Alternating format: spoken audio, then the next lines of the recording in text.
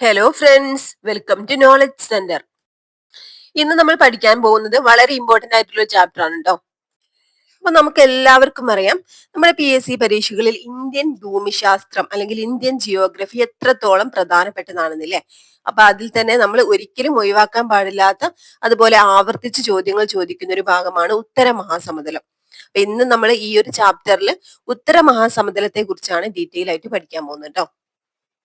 അപ്പൊ കഴിഞ്ഞ ചാപ്റ്ററിന്റെ കണ്ടിന്യൂഷൻ പോലെ വരുന്ന ചാപ്റ്റർ ആണ്. കഴിഞ്ഞ ചാപ്റ്ററിൽ നമ്മൾ എന്തായിരുന്നു പഠിച്ചിട്ടുണ്ടായിരുന്നത്? ഉത്തരപർവ്വത മേഖലയെ കുറിച്ചായിരുന്നു പഠിച്ചിട്ടുണ്ടായിരുന്നത്. അതിന്റെ കണ്ടിന്യൂഷൻ ആയിട്ട് തന്നെയാണ് ഈ രണ്ടാമത്തെ ചാപ്റ്റർ കേട്ടോ, ഉത്തര മഹാസമുദ്രം. നമുക്കറിയാം, ഇന്ത്യയെ അതിന്റെ ഭൂപ്രകൃതി സവിശേഷതകളുടെ അടിസ്ഥാനത്തിൽ 5ആയി തിരിച്ചിട്ടുണ്ട്. ഏതൊക്കെയായിരുന്നു? ഉത്തരപർവ്വത മേഖല, ഉത്തര മഹാസമുദ്രം, ഉപദ്വീപീയ പീഠഭൂമി, ഇന്ത്യൻ മരുഭൂമി, തീരസമതലങ്ങളും ദ്വീപുകളും. ഓക്കെ, ഇപ്പൊ രണ്ടാമത്തെ ഭൂവിഭാഗമായിട്ടുള്ള ഉത്തര മഹാസമുദ്രത്തെ കുറിച്ചാണ് നമുക്ക് ഈ ഒരു ചാപ്റ്ററിൽ പഠിക്കാനുള്ളത് കേട്ടോ. PSC എക്സാം ഒക്കെ എഴുതുന്ന വിദ്യാർത്ഥികൾ ഒരിക്കലും ഈ ഒരു ചാപ്റ്റർ നിങ്ങൾ മിസ് ചെയ്യരുത് കേട്ടോ. ഓക്കെ, അപ്പൊ നമുക്ക് തുടങ്ങാം. അപ്പൊ അതിനു മുമ്പായിട്ട് ആരെങ്കിലും സബ്സ്ക്രൈബ് ചെയ്യാത്തതുണ്ടെങ്കിൽ ഒന്ന് സബ്സ്ക്രൈബ് ചെയ്ത് സപ്പോർട്ട് ചെയ്യുക. അതുപോലെ തന്നെ ക്ലാസ് യൂസ്ഫുൾ ആവുന്നുണ്ടോ എന്നുള്ളത് കമന്റിലൂടെ അറിയിക്കാം കേട്ടോ. അപ്പൊ 9ാം ക്ലാസ്സിലെ ജിയോഗ്രഫിയിലെ രണ്ടാമത്തെ ചാപ്റ്റർ ആണ് വിശാല സമതല ഭൂവിൽ കേട്ടോ. മാനമുട്ട ഉയർന്നു നിൽക്കുന്ന പർവ്വതങ്ങൾ, അതിവിശാലമായ സമതല ഭൂമികൾ, പീഠഭൂമികൾ, ചുട്ടുപൊള്ളുന്ന മണലാരണ്യങ്ങൾ, താഴ്വരകൾ മുതലായ വൈവിധ്യങ്ങളായ ഭൂരൂപങ്ങൾ ഭൗമോപരിതലത്തിൽ കാണപ്പെടുന്നു. ഓക്കെ, അപ്പൊ ദശലക്ഷക്കണക്കിന് വർഷങ്ങൾ കൊണ്ട് രൂപം കൊണ്ടവയാണവ. ഇനി ഇവിടെ കൊടുത്തിട്ടുള്ള ചിത്രം നിരീക്ഷിക്കാനാണ്. നമ്മൾ കഴിഞ്ഞ ചാപ്റ്ററിൽ എന്തായിരുന്നു പഠിച്ചിട്ടുണ്ടായിരുന്നത്? ഉത്തര പർവ്വത മേഖലയെ കുറിച്ചാണ് അല്ലെ. അപ്പൊ ഉത്തരപർവ്വത മേഖലയുടെ തെക്കുഭാഗത്തായിട്ടും ഉപദ്വീപീയ പീഠഭൂമിയുടെ വടക്കായും സ്ഥിതി ചെയ്യുന്ന വിസ്തൃതമായ ഒരു ഭൂപ്രകൃതി വിഭാഗമാണ് എന്ത് ഉത്തര മഹാസമതലം എന്ന് പറയുന്നത് കേട്ടോ. എന്താണ്? ഉത്തരപർവ്വത മേഖലയുടെ തെക്കുഭാഗത്തായിട്ടും ഉപദ്വീപീയ പീഠഭൂമിയുടെ വടക്കായിട്ടും. ഈ ഒരു എന്താണ് മാപ്പ് നോക്കിയാൽ നമുക്ക് മനസ്സിലാവും. ഉത്തരപർവ്വത മേഖലയാണ് ഇവിടെ കാണിച്ചിട്ടുള്ളത്. ഈ ഒരു ബ്രൗൺ കളറിലാണ് ഉത്തരപർവ്വത മേഖല. ഇത് ഉപദ്വീപീയ പീഠഭൂമി. ഇതിന് രണ്ടിന്റെയും ഇടയിലായിട്ടുള്ള ഈ ഒരു യെല്ലോ കളറിൽ എന്താണ് അടയാളപ്പെടുത്തിയിട്ടുള്ള ഭാഗമാണെന്ത്? ഉത്തര മഹാസമതലം അല്ലെങ്കിൽ സിന്ധു ഗംഗ ബ്രഹ്മപുത്ര സമതലം എന്ന് പറയുന്നത്. ഓക്കെ, അപ്പോ ഈ വിസ്തൃതമായ ഒരു ഭൂപ്രകൃതി വിഭാഗമാണ്. അതിവിശാലമായ ഒരു എക്കൽ സമതലമാണിവ. ഓക്കെ, അപ്പൊ സിന്ധു ഗംഗ ബ്രഹ്മപുത്ര സമതലം എന്നാണ് ഇത് അറിയപ്പെടുന്നത്. ഓക്കെ, ഉത്തര മഹാസമുദ്രത്തിന്റെ മറ്റൊരു പേരാണ് സിന്ധു ഗംഗ ബ്രഹ്മപുത്ര സമതലം. ഉത്തരേന്ത്യൻ സമതലങ്ങൾ എന്നും അറിയപ്പെടുന്ന ഈ ഭൂപ്രകൃതി വിഭാഗം രൂപപ്പെട്ടത് എങ്ങനെയെന്ന് നമുക്ക് നോക്കാം. ഇനി ഉത്തരേന്ത്യൻ സമതലങ്ങൾ എന്നും എന്ന് അറിയപ്പെടുന്നു കേട്ടോ. ഉത്തരേന്ത്യൻ സമതലങ്ങൾ, അതുപോലെ സിന്ധു ഗംഗ ബ്രഹ്മപുത്ര സമതലം എന്നൊക്കെ അറിയപ്പെടുന്നത് ഏതാണ്? ഉത്തര മഹാസമതലമാണ്. ഇനി ഇവിടെ സൈഡിലായിട്ട് എക്കൽ എന്താണെന്ന് കൊടുത്തിട്ടുണ്ട്. എന്താണ് എക്കൽ? നദികൾ ഒഴുക്കിക്കൊണ്ടുവരുന്ന ചെളി, മണൽ, ചരൽ എന്നിവ ഉൾപ്പെടെയുള്ള ശിലാവശിഷ്ടങ്ങളാണ് എക്കൽ എന്ന് പറയുന്നത് കേട്ടോ. നദികൾ ഒഴുക്കിക്കൊണ്ടുവരുന്ന ചെളി, മണൽ, ചരൽ എന്നിവ ഉൾപ്പെടെയുള്ള ശിലാവശിഷ്ടങ്ങളാണ് എക്കൽ. ഇനി ഒഴുകുന്ന വെള്ളം, കാറ്റ്, ഹിമാനികൾ, തിരമാല തുടങ്ങി ഭൗമോപരിതലത്തിൽ പ്രവർത്തിക്കുന്ന ബാഹ്യശക്തികളുടെ നിരന്തരമായ പ്രവർത്തന ഫലമായി ഭൗമോപരിതലത്തിൽ വൈവിധ്യമാർന്ന ഭൂരൂപങ്ങൾ ഉണ്ടാകുന്നു. ആയതിനാൽ ഇവയെ ഭൂരൂപീകരണ സഹായികൾ എന്നും ഭൂരൂപങ്ങൾ ഉണ്ടാകുന്നതിന് സഹായകരമായ പ്രക്രിയകളെ ഭൂരൂപീകരണ പ്രക്രിയകൾ എന്നും വിളിക്കുന്നു. ഓക്കെ, അപ്പൊ ഒഴുകുന്ന വെള്ളം, കാറ്റ്, ഹിമാനികൾ, തിരമാല ഒക്കെ എന്താണ്? ഭൗമോപരിതലത്തിൽ പ്രവർത്തിക്കുന്ന ബാഹ്യശക്തികളുടെ നിരന്തരമായ പ്രവർത്തന ഫലമായിട്ട് ഭൗമോപരിതലത്തിൽ വൈവിധ്യമാർന്ന ഭൂരൂപങ്ങൾ ഉണ്ടാക്കുന്നുണ്ട് കേട്ടോ. അതിനാൽ തന്നെ ഇവയെ എന്താണ്? ഭൂരൂപീകരണ സഹായികൾ എന്ന് വിളിക്കുന്നു. അതുപോലെ ഇങ്ങനെ ഭൂരൂപങ്ങൾ ഉണ്ടാകുന്ന പ്രക്രിയകളെ എന്താണ്? ഭൂരൂപീകരണ പ്രക്രിയകൾ എന്നും വിളിക്കുന്നു. ഇനി ഭൗതികവും രാസികവും ജൈവികവുമായ പ്രക്രിയകളിലൂടെ ശിലകൾ പൊടിഞ്ഞുണ്ടാകുന്ന വസ്തുക്കളെ ഈ ബാഹ്യശക്തികൾ ഒരിടത്തു നിന്നും മറ്റൊരിടത്തേക്ക് നീക്കിക്കൊണ്ടു പോവുകയും താഴ്ന്ന പ്രദേശങ്ങളിൽ നിക്ഷേപിക്കുകയും ചെയ്യുന്നു. ഈ പ്രക്രിയയാണ് നിക്ഷേപണം എന്നാണ് പറയുന്നത് കേട്ടോ. ഓക്കെ, അപ്പൊ എന്താ പറഞ്ഞ ഭൗതികവും രാസികവും ജൈവികവുമായ പ്രക്രിയകളിലൂടെ ശിലകൾ പൊടിഞ്ഞുണ്ടാകുന്ന ശിലാവസ്തുക്കളെ ഈ ബാഹ്യശക്തികൾ, അതായത് നമ്മൾ പറഞ്ഞു വെള്ളം, തിരമാല, കാറ്റൊക്കെ, ഈ ബാഹ്യശക്തികൾ ഒരിടത്തു നിന്നും മറ്റൊരിടത്തേക്ക് നീക്കിക്കൊണ്ടു പോവുകയും താഴ്ന്ന പ്രദേശങ്ങളിൽ നിക്ഷേപിക്കുകയും ചെയ്യുന്നു. ഈ പ്രക്രിയയാണ് നിക്ഷേപണം എന്ന് പറയുന്നത്. ഇവിടെ നമുക്ക് ഈ ഒരു ചിത്രത്തിൽ കാണാം, മയത്തുള്ളികളാലും കാറ്റാലും ഒക്കെ എന്താണ് ഇളകിയ വസ്തുക്കളെ നീക്കിക്കൊണ്ട് പോകുന്നത് കാണാൻ പറ്റും. എന്നിട്ട് താഴ്ന്ന പ്രദേശങ്ങളിൽ നിക്ഷേപിക്കുകയാണ് ചെയ്യുന്നത്. ഒരു ഉയർന്ന പ്രദേശത്തുള്ള ഇളകിയ ശിലാപദാർത്ഥങ്ങളെ മഴവെള്ളം മറ്റൊരു പ്രദേശത്തേക്ക് നീക്കിക്കൊണ്ടുപോകുന്നത് നമുക്ക് എന്താണ് നമ്മൾ കാണാറുണ്ട് അല്ലെ. ഉയർന്ന പ്രദേശങ്ങളിൽ നിന്നും ഉത്ഭവിക്കുന്ന നീർച്ചാലുകൾ ചെറുചാലുകളായി ഒഴുകിച്ചേർന്ന് അരുവികളാവുകയും പല അരുവികൾ ചേർന്ന് നദിയായി വികാസം പ്രാപിക്കുകയും ചെയ്യുന്നു. ഉയർന്ന പ്രദേശങ്ങളിൽ നിന്നും ഉത്ഭവിച്ചൊഴുകുന്ന നദികൾ വഹിച്ചു കൊണ്ടുവരുന്ന അവസാദങ്ങൾ താഴ്ന്ന പ്രദേശങ്ങളിൽ നിക്ഷേപിച്ച് കാലക്രമേണ അതിവിശാലമായ എക്കൽ സമുദ്രങ്ങൾ ഉൾപ്പെടെയുള്ള നിക്ഷേപണ ഭൂരൂപങ്ങൾ സൃഷ്ടിക്കുന്നു. ഇനി ഇവിടെ ഒരു സൈഡിലായിട്ട് എന്താ കൊടുത്തിട്ടുള്ളത്, നദികൾ ഉത്ഭവിക്കുന്ന പ്രദേശത്തെ പ്രഭവസ്ഥാനമെന്നും അവ കടലിലോ മറ്റേതെങ്കിലും ജലാശയത്തിലോ പതിക്കുന്ന ഇടത്തെ നദീമുഖമെന്നും വിളിക്കുന്നു. അപ്പൊ ഉയർന്ന പ്രദേശങ്ങളിൽ നിന്നാണ് നീർച്ചാലുകള് ചെറു ചാലുകളായിട്ട് ഒഴുകി ചേരുകയാണ് ചെയ്യുന്നത് അല്ലെ, അരുവികളായിട്ട് മാറുകയും അത് പിന്നീട് എന്താണ് വലിയ നദിയായിട്ട് വികാസം പ്രാപിക്കുകയും ചെയ്യുകയാണ്. ഓക്കെ, ഇവിടെ പോഷക നദികൾ എന്ന് പറയുന്നത് എന്താണ്, മറ്റു അരുവികൾ, നീർച്ചാലുകളിൽ നിന്നും അരുവികളായിട്ട് ഒരു നദിയിലേക്ക് കൂടിച്ചേരുന്ന മറ്റു നദികളെയാണ് പോഷക നദികൾ എന്ന് പറയുന്നത്.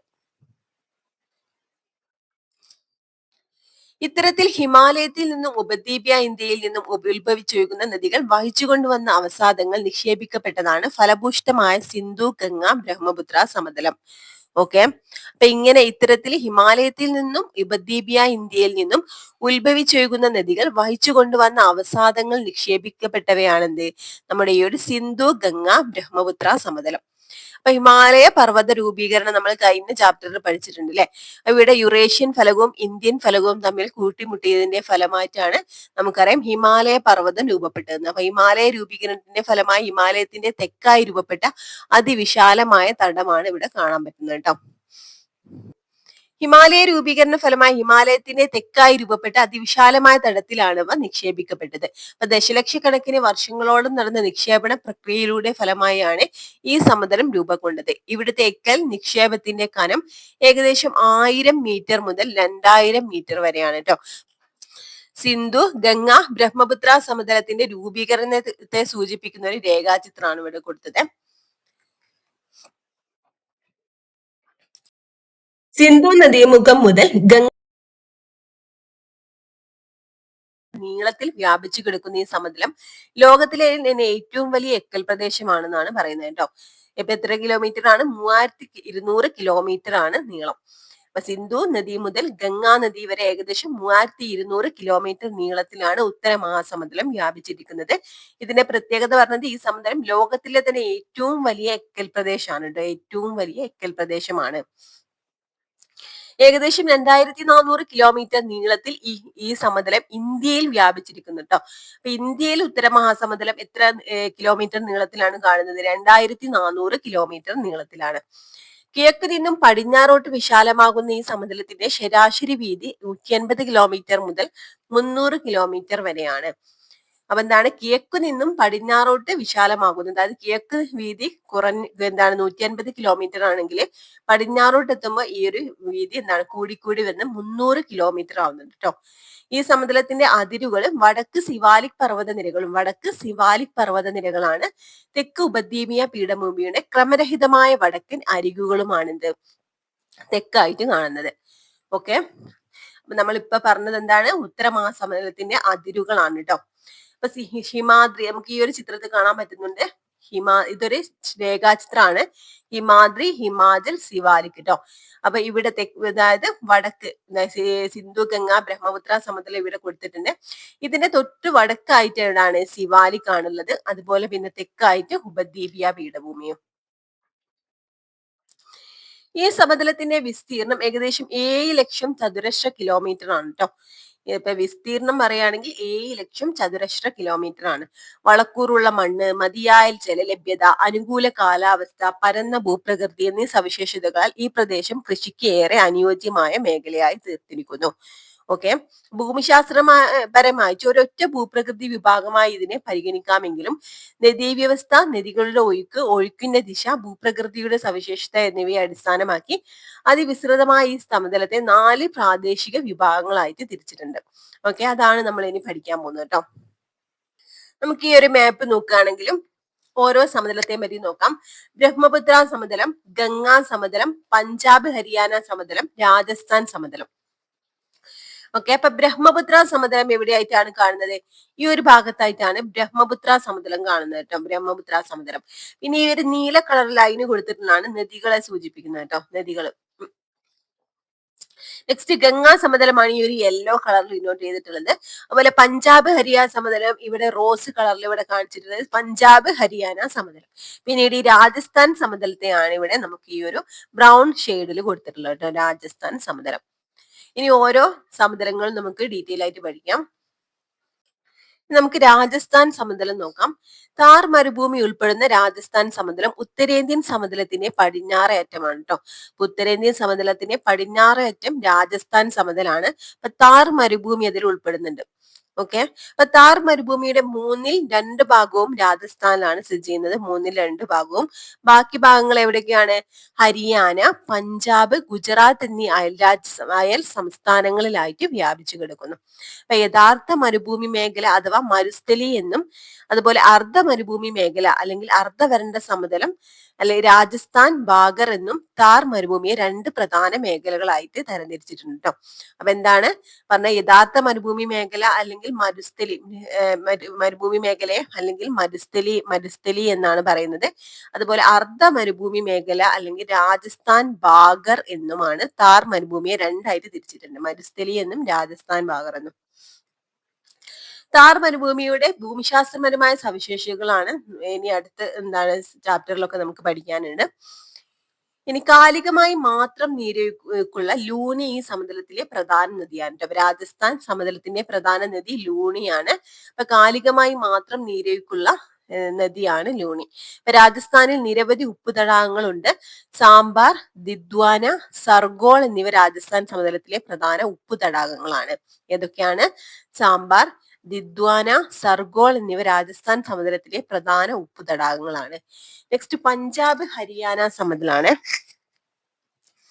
രാജസ്ഥാൻ സമതലത്തിന്റെ പ്രധാന സവിശേഷതകൾ നമ്മൾ പഠിച്ചു. അപ്പൊ രാജസ്ഥാൻ സമതലത്തിൽ നിന്നും കിഴക്കോട്ടും വടക്ക് കിഴക്കോട്ടും സഞ്ചരിച്ചാൽ ഉത്തരേന്ത്യൻ സമതലം ക്രമേണ ഫലഭൂഷ്ടമായ ഒരു സമതലമായി മാറുന്നത് നമുക്ക് കാണാൻ പറ്റും. രാജസ്ഥാൻ സമതലത്തിന്റെ കിഴക്കും വടക്കു കിഴക്കുമായി വ്യാപിച്ചിരിക്കുന്ന സമതലമാണ് പഞ്ചാബ് ഹരിയാന സമതലം. രാജസ്ഥാൻ സമതലത്തിന്റെ കിഴക്കും വടക്കു കിഴക്കുമായിട്ട് വ്യാപിച്ചിരിക്കുന്ന സമതലമാണ് പഞ്ചാബ് ഹരിയാന സമതലം. ഉത്തരേന്ത്യൻ സമതലത്തിന്റെ പടിഞ്ഞാറ് ഭാഗമാണിത്. ഉത്തരേന്ത്യൻ സമതലത്തിന്റെ പടിഞ്ഞാറ് ഭാഗത്തെ തന്നെയാണ് എന്ത്? പഞ്ചാബ് ഹരിയാന സമതലം. ഇന്ത്യയിൽ പഞ്ചാബ്, ഹരിയാന, ഹിമാചൽ പ്രദേശ് എന്നീ സംസ്ഥാനങ്ങളിലായി വ്യാപിച്ചിരിക്കുന്ന ഈ സമതലത്തിന്റെ വ്യാപ്തി ഏകദേശം 1.75 ലക്ഷം ചതുരശ്ര കിലോമീറ്റർ ആണ്. അപ്പൊ പടിഞ്ഞാറോട്ട് നേരിയ ചരിവുള്ള ഈ സമതലത്തിന്റെ പ്രധാന ഭാഗമായ പഞ്ചാബ് സമതലം മുഖ്യമായും സത്ലജ്, ഥലം, ചിനാബ്, രവി, ബിയാസ് എന്നീ നദികൾ വഹിച്ചുകൊണ്ടുവരുന്ന അവസാദ നിക്ഷേപങ്ങൾ നിക്ഷേപിക്കപ്പെട്ട് രൂപം കൊണ്ടതാണ്. അപ്പൊ പഞ്ചാബ് 5 നദികളുടെ നാടെന്നും അറിയപ്പെടുന്നു. അപ്പൊ പഞ്ചാബ് ഹരിയാന സമതലത്തെ 5 പ്രധാന ദോബുകളായി തിരിച്ചിട്ടുണ്ട്. എന്താണ് ദോബുകള്? പരസ്പരം കൂടിച്ചേരുന്ന 2 നദികൾക്കിടയിലുള്ള കരഭാഗത്തെയാണ് ദോബുകൾ എന്ന് പറയുന്നുണ്ടോ. പരസ്പരം കൂടിച്ചേരുന്ന 2 നദികൾക്കിടയിലുള്ള കരഭാഗമാണ് ദോബുകൾ. അപ്പൊ നമുക്ക് ഈ ഒരു ഭൂപടം നോക്കിയാൽ മനസ്സിലാവും. നമ്മളിപ്പോ 2 സമതലങ്ങൾ പഠിച്ചില്ലേ, രാജസ്ഥാൻ സമതലവും അതുപോലെ പഞ്ചാബ് ഹരിയാന സമതലവും. അപ്പൊ രാജസ്ഥാൻ സമതലത്തിൽ നമ്മൾ പറഞ്ഞു ലൂണി നദിയാണ് പ്രധാനമായിട്ടുള്ള നദി, ലൂണി നദിയാണെന്ന് പറഞ്ഞു. നെക്സ്റ്റ് ഗംഗാ സമതലം. പഞ്ചാബ് ഹരിയാന സമതലത്തിന്റെ കിഴക്കായി സ്ഥിതി ചെയ്യുന്ന സമതല വിഭാഗമാണ് ഗംഗാ സമതലം കേട്ടോ. പഞ്ചാബ് ഹരിയാന സമതലത്തിന്റെ കിഴക്കായിട്ട് സ്ഥിതി ചെയ്യുന്ന സമതല ഭാഗമാണ് ഗംഗാ സമതലം. അപ്പൊ നമ്മൾ പറഞ്ഞിട്ടുണ്ടായിരുന്നു രാജസ്ഥാൻ സമതലം എങ്ങോട്ടാണ്? ഇന്ത്യയുടെ പടിഞ്ഞാറ് ഭാഗത്താണ് രാജസ്ഥാൻ സമതലം കാണുന്നത്. രാജസ്ഥാൻ സമതലത്തിന്റെ കിഴക്ക് ഭാഗത്തും അതുപോലെ കിഴക്ക് വടക്ക് ഭാഗത്തായിട്ടാണ് എന്ത്? പഞ്ചാബ് ഹരിയാന സമതലം. ഈ പഞ്ചാബ് ഹരിയാന സമതലത്തിന്റെ കിഴക്കായിട്ടാണ് എന്ത് സ്ഥിതി ചെയ്യുന്നത്? നമ്മുടെ ഗംഗാ സമതലം സ്ഥിതി ചെയ്യുന്നത്. അപ്പൊ കിഴക്ക് ബംഗ്ലാദേശ് മുതൽ പടിഞ്ഞാറ് യമുന നദി വരെ ഗംഗാസമുദ്രം വ്യാപിച്ചിരിക്കുന്നു. ഇവിടെ കിഴക്ക് ബംഗ്ലാദേശ് മുതൽ പടിഞ്ഞാറ് യമുന നദി വരെ ഗംഗാസമുദ്രം വ്യാപിച്ചിരിക്കുന്നു. ഏകദേശം 3.75 ലക്ഷം ചതുരശ്ര കിലോമീറ്റർ വിസ്തൃതിയുള്ള ഈ സമതലം ഉത്തരാഖണ്ഡ്, ഉത്തർപ്രദേശ്, ഹരിയാന, ഡൽഹി എന്നീ സംസ്ഥാനങ്ങളെയും ജാർഖണ്ഡ്, പശ്ചിമ ബംഗാൾ എന്നീ സംസ്ഥാനങ്ങളുടെയും ചില ഭാഗങ്ങളെയും ഉൾക്കൊള്ളുന്നു. ഗംഗാനദിയും ഗംഗയുടെ പോഷക നദികളും ചേർന്നുള്ള നിക്ഷേപണ പ്രക്രിയയിലൂടെയാണ് ഈ ഒരു അതിവിശാലമായ ഈ സമതലം രൂപപ്പെട്ടത്. സമുദ്രനിരപ്പിൽ നിന്നും ശരാശരി 200 മീറ്റർ ഉയരമുള്ള ഗംഗാ സമതലത്തിന്റെ പൊതുവായ ചരിവ് കിഴക്കോട്ടും തെക്ക് കിഴക്കോട്ടാണ് കേട്ടോ. അപ്പൊ കിഴക്കോട്ടും തെക്ക് കിഴക്കോട്ടാണ് ഗംഗാ സമതലം എന്താണ് ഇതിന്റെ ചരിവുള്ളത്. അപ്പൊ ദോബുകൾ നമ്മൾ പഠിച്ചില്ലേ? അപ്പൊ പ്രധാന ദോബുകളാണ് ബിസ്ത്, ജലധന്ധർ ദോബ്. ബിയാസ്, സത്ലജ് എന്നീ നദികൾക്കിടയിൽ സ്ഥിതി ചെയ്യുന്ന ദോബാണ് ബിസ്ത് ജലധന്ധർ ദോബ്. ബിയാസ്, സത്ലജ് അല്ലെ. ബിസ്ത് ഏതൊക്കെ നദികളാണ്? ബിയാസ്, സത്ലജ്. ബിസ്ത് ജലധന്ധർ ദോബ് ബിയാസ്, സത്ലജ് എന്നീ നദികൾക്കിടയിൽ സ്ഥിതി ചെയ്യുന്നു. ബാരി ദോബ് ബിയാസി, രവി എന്നീ നദികൾക്കിടയിൽ സ്ഥിതി ചെയ്യുന്നു. ബിയാസി, രവി നദികൾക്കിടയിൽ സ്ഥിതി ചെയ്യുന്നതാണ് ബാരിദോബ്. രചനാദോബ് രവി, ചിനാബ് എന്നീ നദികൾക്കിടയിലാണ് സ്ഥിതി ചെയ്യുന്നത്. രചനാദോബ്. ചാജ് ചിനാബ്, ഥലം നദി എന്നീ നദികൾക്കിടയിൽ സ്ഥിതി ചെയ്യുന്ന ദോബാണ് ചാജ് ദോബ്. സിന്ധ് സാഗർ ദോബ് ഏതാണ്?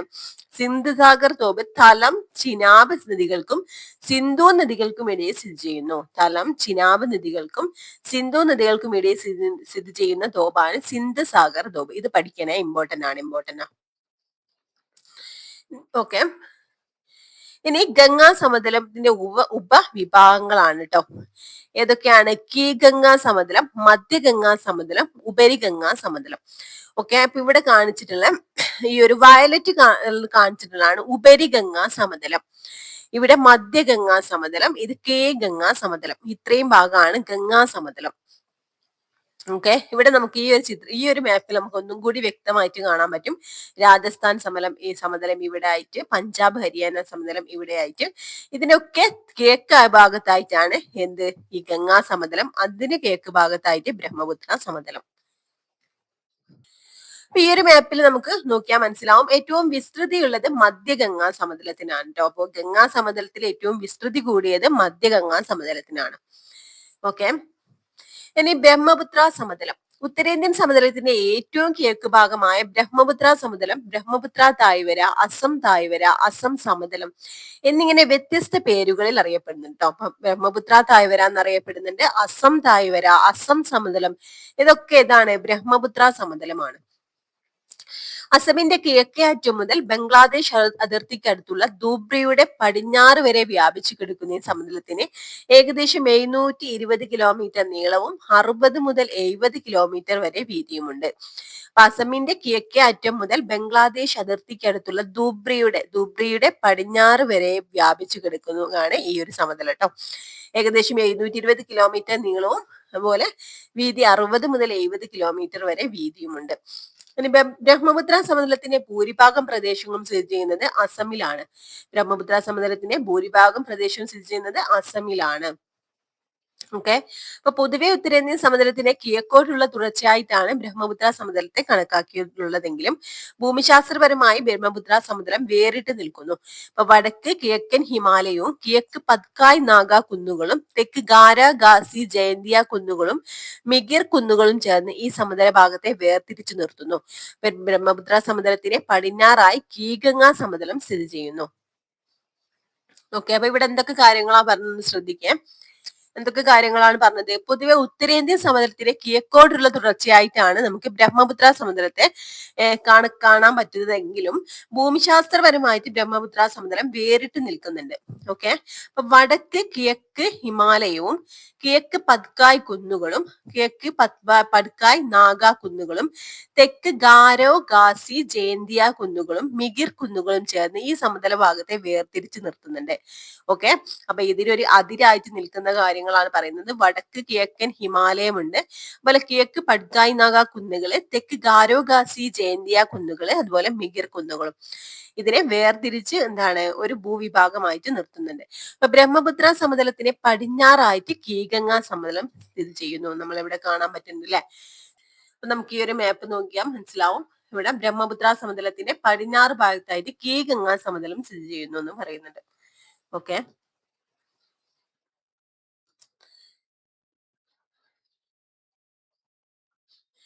ഏകദേശം 5675 ചതുരശ്ര കിലോമീറ്റർ വിസ്തൃതിയുള്ള ഈ സമതലം ബ്രഹ്മപുത്ര നദിയുടെയും അതിന്റെ പോഷക നദികളുടെയും നിക്ഷേപണ പ്രക്രിയയിലൂടെ രൂപപ്പെട്ടതാണ്. അപ്പൊ ബ്രഹ്മപുത്ര നദിയുടെയും അതുപോലെ ടീസ്റ്റ, മാനസ്, ലോഹിത്, ദിബാങ് എന്നിവയാണ് ബ്രഹ്മപുത്രയുടെ പ്രധാന പോഷക നദികൾ ട്ടോ. അപ്പൊ ബ്രഹ്മപുത്ര നദിയുടെയും അതുപോലെ തന്നെ പോഷക നദികളായ ടീസ്റ്റ, മാനസ്, ലോഹിത്, ദിബാങ് എന്നിവയൊക്കെ ഇവിടെയൊക്കെ നിക്ഷേപണ ഫലമായിട്ട് രൂപം കൊണ്ടതാണ് എന്ത് ബ്രഹ്മപുത്ര സമതലം. ഇത് ഇമ്പോർട്ടന്റ് ആണ്. ബ്രഹ്മപുത്ര നദിയുടെ പോഷക നദികൾ ഏതൊക്കെയാ? ടീസ്റ്റ, മാനസ്, ലോഹിത്, ദിബാങ്, സുബൻസിരി. ഈ സമതലം എക്കൽ വിശറികളാൽ സമ്പന്നമാണ്. എന്താണ് എക്കൽ വിശറികൾ? നദികൾ സമതലത്തിൽ പ്രവേശിക്കുമ്പോൾ ഒഴുക്ക് പെട്ടെന്ന് കുറയുകയും ആയതിനാൽ അവ വഹിച്ചുകൊണ്ടുവരുന്ന അവസാദങ്ങൾ അല്ലെങ്കിൽ എക്കൽ ഒരു വിശറിയുടെ രൂപത്തിൽ നിക്ഷേപിക്കപ്പെടുകയും ചെയ്യുന്നു. ഇങ്ങനെ രൂപപ്പെടുന്ന ഭൂരൂപങ്ങളാണ് എക്കൽ വിശറികൾ ട്ടോ. നദികൾ സമതലത്തിൽ പ്രവേശിക്കുമ്പോൾ ഒഴുക്ക് പെട്ടെന്ന് കുറയുകയും ആയതിനാൽ അവ വഹിച്ചു കൊണ്ടുവരുന്ന അവസാദങ്ങൾ അല്ലെങ്കിൽ എക്കൽ ഒരു വിശറിയുടെ രൂപത്തിൽ നിക്ഷേപിക്കപ്പെടുകയും ചെയ്യുന്നു. ഇങ്ങനെ രൂപപ്പെടുന്ന ഭൂരൂപങ്ങളാണ് എക്കൽ വിശറികൾ. ഓക്കെ. ഇങ്ങനെ രൂപപ്പെടുന്ന എക്കൽ വിശറികൾ കൊണ്ട് സമ്പന്നമാണ് ബ്രഹ്മപുത്ര സമതലം എന്നാണ് പറയുന്നത്. ഇനി സമതല പ്രദേശങ്ങളിലൂടെ തുടർന്നൊഴുകുന്ന നദികൾ പല ചാലുകളായി പിരിയുന്നു. ഒഴുക്ക് തീരെ കുറയുമ്പോൾ വളഞ്ഞു പുളഞ്ഞു ഒഴുകുകയും പിന്നീട് അവ ഓക്സ്ബോ തടാകങ്ങളും സൃഷ്ടിക്കുകയും ചെയ്യുന്നു. ഈ ഒരു ചിത്രത്തിൽ നമുക്ക് കാണാൻ പറ്റും നദികൾ എക്കൽ നിക്ഷേപത്താൽ എക്കൽ വിശറികൾ രൂപപ്പെടുന്നത് കേട്ടോ. ഇനി സമതലങ്ങളിലൂടെ തുടർന്നൊഴുകുന്ന നദികൾ പല ചാലുകളായി പിരിയുന്നു. ഒഴുക്ക് തീരെ കുറയുമ്പോൾ വളഞ്ഞു പുളഞ്ഞു ഒഴുകുകയും പിന്നീട് അവ ഓക്സ്ബോ തടാകങ്ങൾ സൃഷ്ടിക്കുകയും ചെയ്യുന്നു. ഓക്കെ. എന്താണ് ഓക്സ്ബോ തടാകങ്ങൾ നോക്കാം. മിയാൻഡറുകളും ഓക്സ്ബോ തടാകങ്ങളും. നദി താരതമ്യേന ചരിവ് കുറഞ്ഞതോ നേരിയ ചരിവുള്ളതോ ആയ പ്രദേശങ്ങളിലൂടെ കടന്നു പോകുമ്പോൾ അവസാദ നിക്ഷേപങ്ങൾ നദിയുടെ ഒഴുക്കിനെ തടസ്സപ്പെടുത്തുന്നു. അതിന്റെ ഫലമായി നദി വളഞ്ഞു പുളഞ്ഞു ഒഴുകി വലയങ്ങൾ അല്ലെങ്കിൽ മിയാൻഡറുകൾ സൃഷ്ടിക്കുന്നു. തുടർച്ചയായ അപരദന നിക്ഷേപണ പ്രക്രിയ മൂലം ഇത്തരം വലയങ്ങൾ കൂടുതൽ വളയുന്നു. പിന്നീട് ഒഴുക്ക് കൂടുമ്പോൾ നദി നേർഗതി സ്വീകരിക്കുകയും നിക്ഷേപണം മൂലം വളഞ്ഞൊഴുകിയ ഭാഗം നദിയുടെ പ്രധാന ഭാഗത്തു നിന്നും വേർപെട്ട് ഒറ്റപ്പെട്ട തടാകങ്ങളായി മാറുകയും ചെയ്യുന്നു. ഇത്തരം തടാകങ്ങളാണ് ഓക്സ്ബോ തടാകങ്ങൾ എന്ന് പറയുന്നത്. ഇവിടെ ഈ ഒരു ഓക്സ്ബോ തടാകങ്ങളുടെ രൂപീകരണം കൊടുത്തിട്ടുണ്ട് കേട്ടോ. അപ്പൊ നിക്ഷേപണ ഫലമായിട്ട് നദി എന്താണ് വളഞ്ഞു പുളഞ്ഞു ഒഴുകുന്നത് നമുക്ക് കാണാൻ പറ്റും അല്ലെ. പിന്നീട് ഈ ഒരു പുളഞ്ഞു ഒഴുകുന്ന നദികളെ കൂടുതൽ വളയാണ് ചെയ്യുന്നത്. പിന്നീട് ഒഴുക്ക് കൂടുമ്പോൾ നദി എന്താണ് നേർരേഖയിൽ തന്നെ ഒഴുകാൻ തുടങ്ങുകയാണ്. പിന്നീട് ഈ വളഞ്ഞു പുളഞ്ഞു ഒഴുകിയ ഭാഗം എന്താണ് നിക്ഷേപണം മൂലം വളഞ്ഞൊഴുകിയ ഭാഗം നദിയുടെ പ്രധാന ഭാഗത്ത് നിന്ന് വേർപെട്ട് ഒറ്റപ്പെട്ട തടാകങ്ങളായിട്ട് മാറുകയാണ് ചെയ്യുന്നത്. ഇവിടെ ഒറ്റപ്പെട്ട തടാകങ്ങളായിട്ട് മാറുകയാണ് ചെയ്യുന്നത്.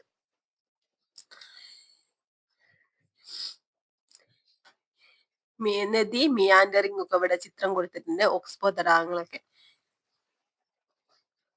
നദികൾ ഇങ്ങനെ വളഞ്ഞു പുളഞ്ഞു ഒഴുകുന്നതിനെ നദി മിയാൻഡറിംഗ് അല്ലെങ്കിൽ നദീ വലയങ്ങൾ എന്നാണ് അറിയപ്പെടുന്നത് കേട്ടോ. നദി മിയാൻഡറിംഗ് അല്ലെങ്കിൽ നദീ വലയങ്ങൾ എന്നാണ് നദികൾ ഇങ്ങനെ വളഞ്ഞു പൊളഞ്ഞു ഒഴുകുന്നതിനെ അറിയപ്പെടുന്നത്. ഒരു നദി മിയാൻഡറിംഗ് ചിത്രമാണ് നമ്മൾ മുകളിൽ കണ്ടത് കേട്ടോ.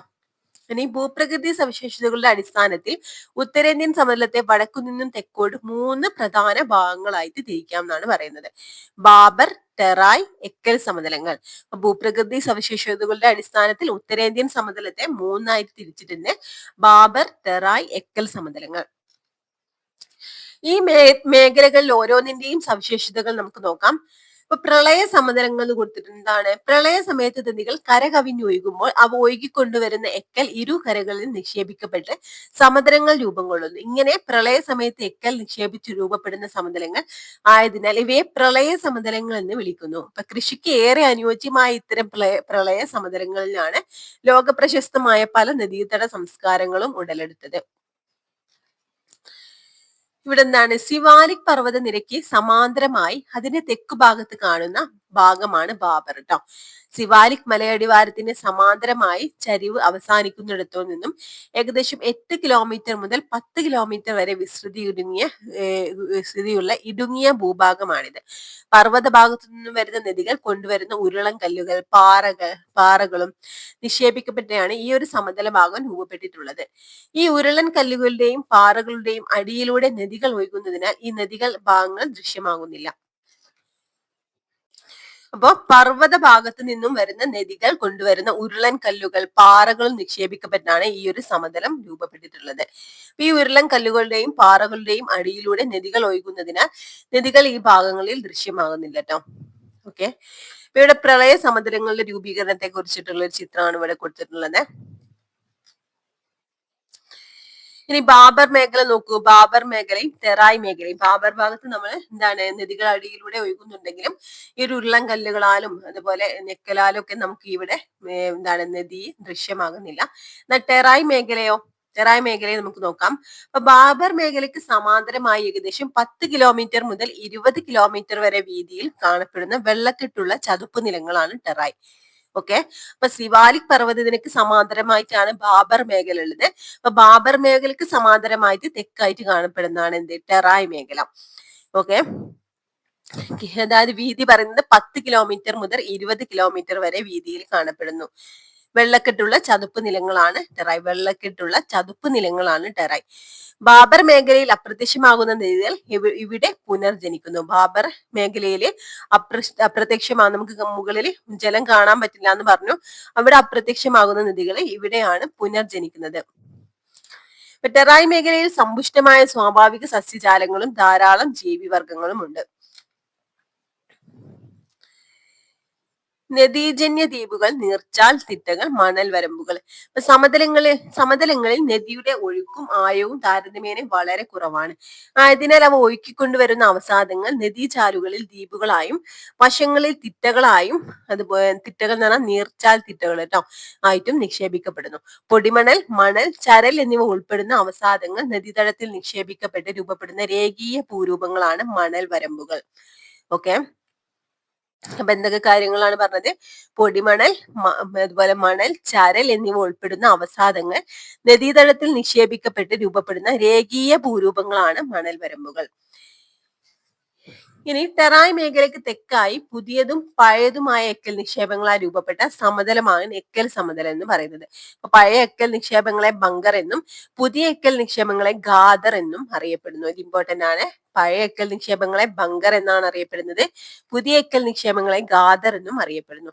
നിക്ഷേപണ ഭൂരൂപങ്ങളായ നദീജന്യ ദ്വീപുകൾ, മണൽ വരമ്പുകൾ, ഡെൽറ്റകൾ എന്നിവ ഈ മേഖലയിലെ സവിശേഷതകളാണ്. പിണഞ്ഞൊഴുകുന്ന അരുവികൾ, വലയങ്ങൾ, ഓക്സ്ബോ തടാകങ്ങൾ എന്നിവയും ഇവിടുത്തെ സവിശേഷതകളാണ്. ഉത്തരേന്ത്യൻ സമതലത്തിനെ വശക്കാഴ്ച സൂചിപ്പിക്കുന്ന ഡയഗ്രാണ് ഇനി ഇവിടെ തന്നിട്ടുള്ളത്. ഹിമാലയത്തിന്റെ തൊട്ട് തെക്കായിട്ടാണ് നമ്മൾ ബാബർ പറഞ്ഞു. സമാന്തരമായിട്ട് ഹിമാലയത്തിന് നമുക്കറിയാം ഹിമാദ്രി, ഹിമാചൽ, സിവാലിക് അല്ലെ. ഈ സിവാലിക്കിന് തൊട്ട് താഴെയായിട്ട് തൊട്ട് സമാന്തരമായിട്ടാണ് ബാബർ കാണുന്നത്. അതിന്റെ തൊട്ട് തെക്കായിട്ട് സമാന്തരമായിട്ട് കാണപ്പെടുന്നതാണ് ടെറായ്. ഓക്കെ, പിന്നെ നദീ താഴ്വരയിൽ നമ്മൾ പറഞ്ഞു ബങ്കർ, ഗാദർ, അതായത് പഴയ എക്കൽ നിക്ഷേപത്തെ ബങ്കർ എന്നും പുതിയ എക്കൽ നിക്ഷേപത്തെ ഗാദർ എന്നും വിളിക്കുന്നു എന്ന് നമ്മൾ പറഞ്ഞു. ഉത്തരേന്ത്യൻ സമതലത്തിന്റെ വശക്കാഴ്ച ആണ് നമുക്ക് ഇവിടെ കാണാൻ പറ്റുന്നത്.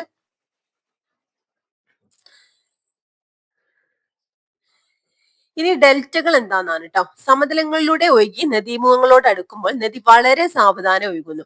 നദികൾ വഹിച്ചു കൊണ്ടുവരുന്ന അവസാദത്തിന്റെ അളവ് കൂടുതലായതിനാലും നദീജലം കൂടുതലായതിനാലും മിക്ക നദികളും ഈ പ്രദേശത്ത് കൈവഴികളായി പിരിഞ്ഞൊഴുകുന്നു. അപ്പോൾ നദികൾ ഒഴുക്കിക്കൊണ്ടുവരുന്ന അവസാദങ്ങൾ ഈ കൈവഴികൾക്കിടയിൽ നിക്ഷേപിക്കപ്പെട്ട് ഏതാണ്ട് ത്രികോണാകൃതിയിലുള്ള ഭൂരൂപങ്ങൾ രൂപം കൊള്ളുന്നു. ഇവയാണ് ഡെൽറ്റകൾ. ഗ്രീക്ക് അക്ഷരമാലയിൽ ഡെൽറ്റ എന്ന അക്ഷരത്തിന്റെ ആകൃതിയോട് സാമ്യമുള്ളത് കൊണ്ടാണ് ഇവയ്ക്ക് ഈ പേര് വന്നത്. അപ്പൊ എന്താണ് ഡെൽറ്റകൾ എന്ന് പറയുന്നത്? സമതലങ്ങളിലൂടെ ഒഴുകി നദീമുഖങ്ങളോട് അടുക്കുമ്പോൾ നദികൾ വളരെ സാവധാനത്തിലാണ് ഒഴുകുന്നത്. ഇങ്ങനെ ഒഴുകുന്ന നദികൾ വഹിച്ചുകൊണ്ടുവരുന്ന അവസാദത്തിന്റെ അളവ് കൂടുതലായതിനാലും നദീജലം കൂടുതലായതിനാലും മിക്ക നദികൾക്കും ഈ പ്രദേശത്ത് കൈവേഗങ്ങളായി പിരിഞ്ഞു ഒഴുകുകയാണ് ചെയ്യുന്നത്. അപ്പോൾ നദികൾ ഒഴുക്കിക്കൊണ്ടുവരുന്ന അവസാദങ്ങൾ ഈ കൈവേഗികൾക്കിടയിൽ നിക്ഷേപിക്കപ്പെട്ട് ഏതാണ്ട് ത്രികോണാകൃതിയിലുള്ള ഭൂരൂപങ്ങളെ രൂപം കൊള്ളുകയാണ്. ഓക്കെ, ഇവയാണ് ഡെൽറ്റകൾ എന്ന് പറയുന്നത്. അപ്പൊ ഗ്രീക്ക് അക്ഷരമാലയിൽ ഡെൽറ്റ എന്ന അക്ഷരത്തിന്റെ ആകൃതിയോട് സാമ്യമുള്ളത് കൊണ്ടാണ് ഇവയ്ക്ക് ഈ ഒരു ഡെൽറ്റ എന്നുള്ള പേര് വന്നത്. ഉത്തരേന്ത്യൻ സമതലങ്ങളിലെ ഭൂപ്രകൃതി സവിശേഷതകളെ കുറിച്ച് നമ്മൾ മനസ്സിലാക്കി. നൈസർഗിക സസ്യജന്തുജാലങ്ങൾ, മണ്ണ്, കൃഷി വൈവിധ്യം, ജനജീവിതം എന്നിവ രൂപപ്പെടുത്തുന്നതിൽ ഈ ഒരു പ്രദേശത്തിന്റെ ഭൂപ്രകൃതി സവിശേഷതകൾ പോലെ തന്നെ നിർണായകമാണ് ആ പ്രദേശത്ത് അനുഭവപ്പെടുന്ന കാലാവസ്ഥയും. ഉത്തരമഹാസമുദ്രത്തിന്റെ പ്രധാന കാലാവസ്ഥ സവിശേഷതകളാണ് എന്താണ് നെക്സ്റ്റ് പാർട്ടിൽ നമുക്ക് പഠിക്കാനുള്ളത്. അപ്പൊ ഇത്രയാണ് നമ്മൾ ഇന്നത്തെ ക്ലാസ്സിൽ എടുക്കുന്നത് കേട്ടോ. നെക്സ്റ്റ് ഇനി അങ്ങോട്ട് നമുക്ക് നെക്സ്റ്റ് പാർട്ട് ആക്കിടാം. കുറച്ച് ലോങ് ആയിട്ടുള്ള ഒരു ചാപ്റ്റർ ആണ്, ഒരുപാട് കാര്യങ്ങൾ പഠിക്കാനുണ്ട് കേട്ടോ. അപ്പൊ ഓരോന്നും ഇമ്പോർട്ടന്റ് ആയിട്ടുള്ളതാണ്, അറിയാത്ത കാര്യങ്ങൾ നോട്ട് ചെയ്ത് പഠിക്കുക. അപ്പൊ ഈ ഒരു ക്ലാസ് നിങ്ങൾക്ക് യൂസ്ഫുൾ ആയിട്ടുണ്ടെങ്കിൽ തീർച്ചയായിട്ടും ഒന്ന് ലൈക്ക് ചെയ്യട്ടോ. അതുപോലെ തന്നെ ക്ലാസ്സിനെ കുറിച്ചുള്ള അഭിപ്രായങ്ങളും കമന്റ് ചെയ്യണേ. Okay friends, thank you.